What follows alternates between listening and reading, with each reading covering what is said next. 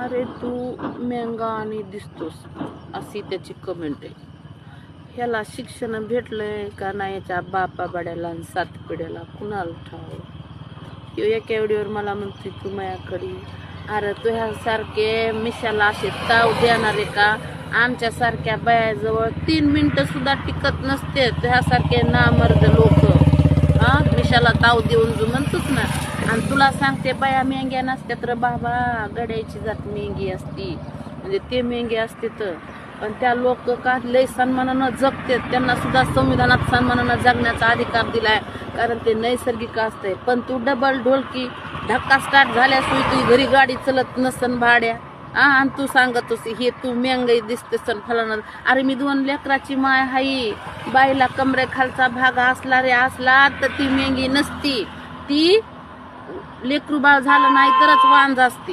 पण तुझ्यासारखा गडी ते तुझ्या बायकोला जाऊन खरंच विचार की तुला जर लेकरं असते ना ते लेकरं तुझेच आहेत का म्हणून. तिला विचार बाई माय म्हणेन तो बाप असतोय, ती बाया म्हणती तर तसं ह्या लेकराचा बाप कोण आहे. कारण तुझा नामर्दपणा इकडे कमेंटवर दिसतोय आणि मिशाला लटकच ताव देतोस. आणि इकडं म्हणतो तुझ्याकडं मी येते आणि माझ्या नवऱ्याकडे काय तुझी बायको धाडतोस का तुझ्या घरातली बाया त्याच्या गरजा पूर्ण करायला. अरे मी नवऱ्याची बायको बिनधास बाया बोलायला लागली की काय तुमच्या कमरे खालचं वळवळी सुटती तुम्हाला. अरे बायाची इज्जत करी जा. आणि लय म्हणतात आम्ही महापुरुषांच्या आणि महामानवाच्या महाराष्ट्रातले आहेत आणि देशातले आहेत असे आहेत का रे. अरे तू ढुंगण बघ की चालताना किती बारीक झालंय तर. आणि तू मला बोलवितोस का इकडं म्हणून. गड्याच्या जातीचं ढुंगण बारीक असतंय ते पहिल्यापासूनच, त्याला गर्भाशय नसते. बायाचं ढुंगण मोठं असतंय. पण तू त्याच्यापेक्षा बी लय बारीक आहे.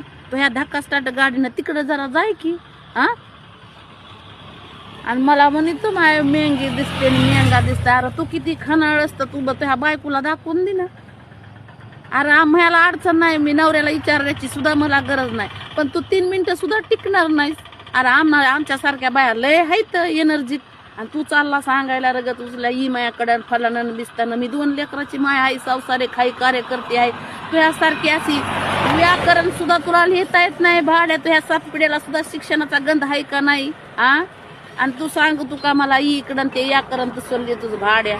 माझ्या भाषावरून जाऊ नको तू निघला सांगायला. हो ना, काय गोडी कमेंट करायले त्या व्हिडिओवर. अगो माय माय माय माय माय त्याला वाटतंय बया बोलायली की म्हणजे बया चालूच आहे. बया बोल्ड बोलायला लागली की बया चालूच आहे. मग काही बोला. अरे त्या व्हिडिओत मी एवढंच म्हणलेलं आहे की अशा थंडीत फक्त नवरा संग पाहिजे.